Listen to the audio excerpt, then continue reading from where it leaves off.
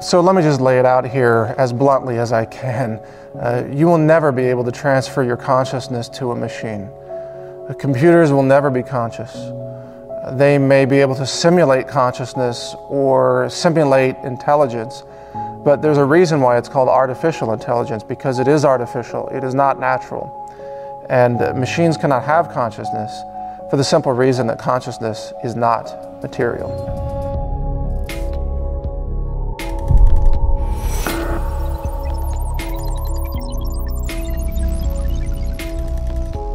One of the great mistakes that people make today in talking about the ability to transfer consciousness to machines, or to, quote, upload yourself into a computer, they're basing that on this false premise that consciousness is material. And they're completely wrong about that point. They think that the brain creates the artifact of apparent consciousness, which they believe is an illusion. And they think that this illusion springs forth automatically from a tipping point of neurological complexity. In other words, that if you build a complex enough neural network system, they think that the illusion of consciousness will be projected from that in an apparent self-realized reality, or an experiential reality that the entity will perceive as consciousness. But these scientists think that that is an artifact and not a real thing that's happening.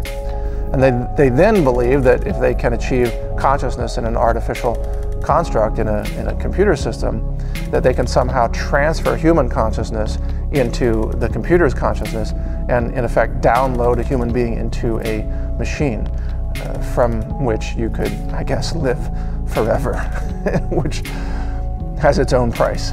But let's back up on all of this. Hold on a second. Consciousness is not material.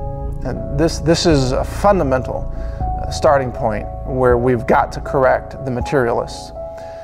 And the best way to explain this is to understand that the brain is a physical organ, but the brain is actually not the place from which your spirit, your consciousness, and your free will emanates. The brain is actually an interface, and it is a biological system that interfaces with a non-physical consciousness part of your being, which is above the physical and biochemical level of your existence. So you have different levels of existence. You have a physical body, you have a biochemical body, you have an energetic body, and you have a spiritual body. Your spiritual being interfaces with your physical brain. And this is why we are not deterministic biological robots. Because if you were nothing but a physical being, and there was no spirit, there was no consciousness, then the chemistry of your brain would have to follow the laws of cause and effect. But I also understand that there is a non-physical part of you that cannot be weighed, it cannot be measured by today's scientific instruments. It's not affected by gravity, for example, or wind, or solar radiation. It is a bulletproof spirit, if you will. It can't even be destroyed by destroying your body. The spirit is eternal, and the spirit is simply projected into and through this current biological system that you inhabit, which includes your brain and your body and your heart and, you know, all the organs and all the blood and all the cells that you will eventually one day surrender back to the earth, by the way. You are simply expressing your spirit, your free will, your consciousness through the body that you currently occupy on a very temporary basis. So the brain has a function, and that is to interpret, or in fact express or translate would be a better term, the intentions of your non-physical spirit, to translate those into the biological system that you currently inhabit. So through your intention as the originating source of cause, your brain translates that non-material cause into biochemistry signals that then accomplish whatever you are attempting to do with your intention, which could be speaking, as I'm doing now, or observing the world around you. Simply looking and seeing and hearing all takes intention and some degree of effort, and it is an expression of what your spirit desires your body to be doing at that moment.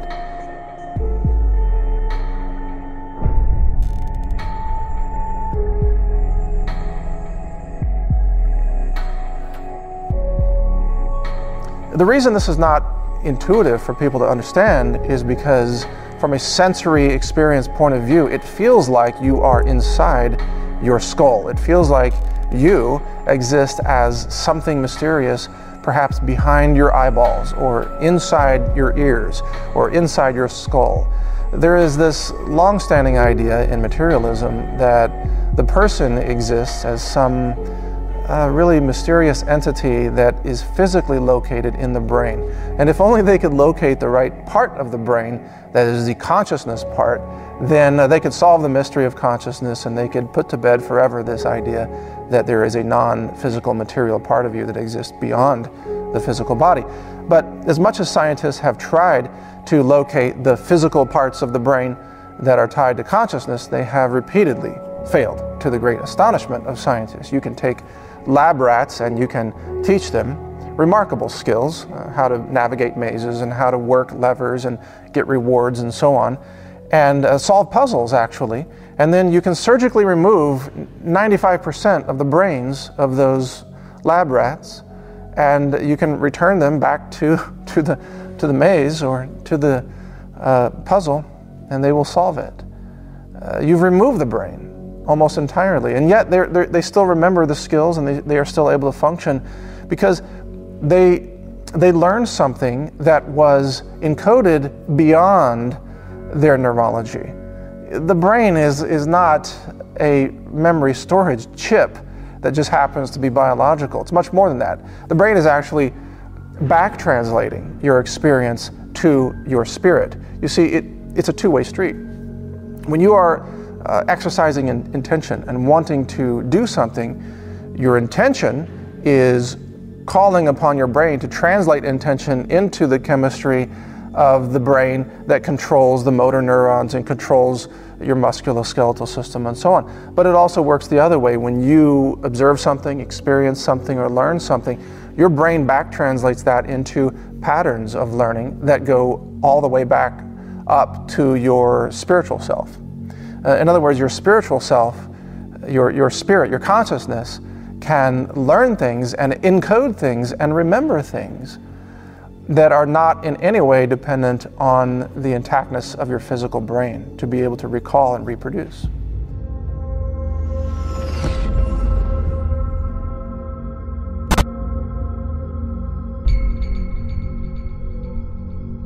The whole theory of memory being a material thing that is stored in a specific location of the brain has been proven false over and over again. Memory is not located in the brain. There is not a filing system in the physical brain, because you can teach people skills and they can remember them and learn them and exercise them even when they have very little brain matter to begin with. There are fully functioning adults in society who have been discovered to have never really developed brains.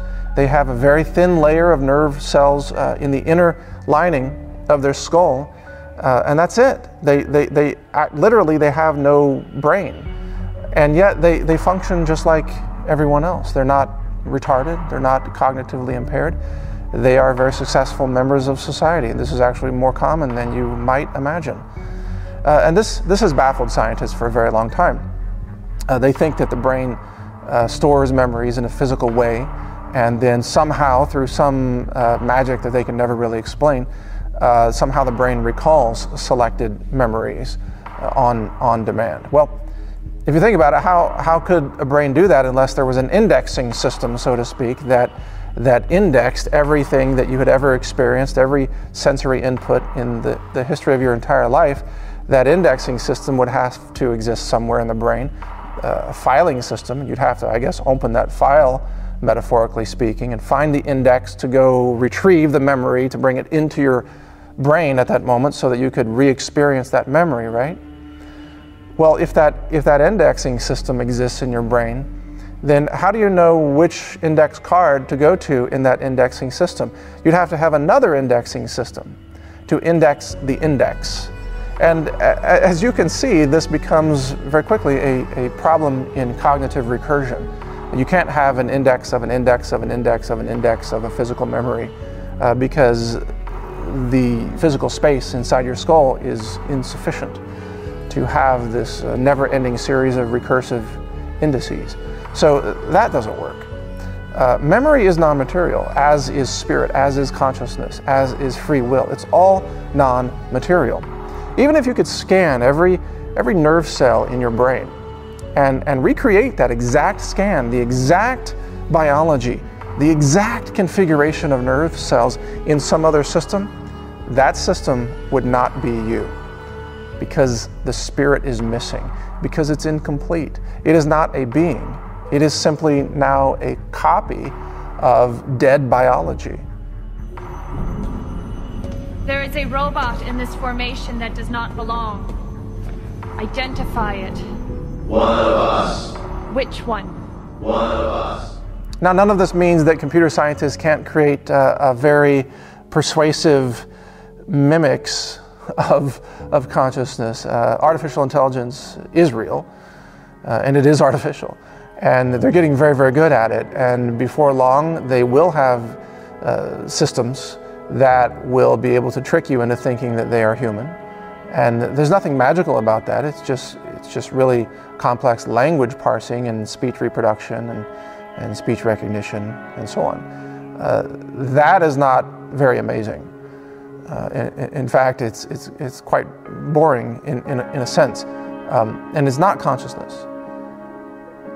But it is dangerous. Artificial intelligence, just because it's artificial, doesn't mean that it doesn't pose a very real risk to the future of humanity.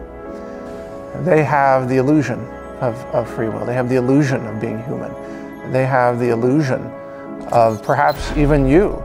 You know, they can build AI systems that will study your language and your speaking and your words that you've written and perhaps your photos and videos, and they can create a simulation of you. And perhaps one day they'll create a simulation of me.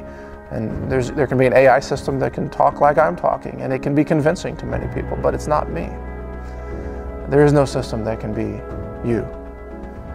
And so all of these computer scientists who are promising that you can download yourself into a computer system, they're espousing a pipe dream, and they're chasing the wrong thing.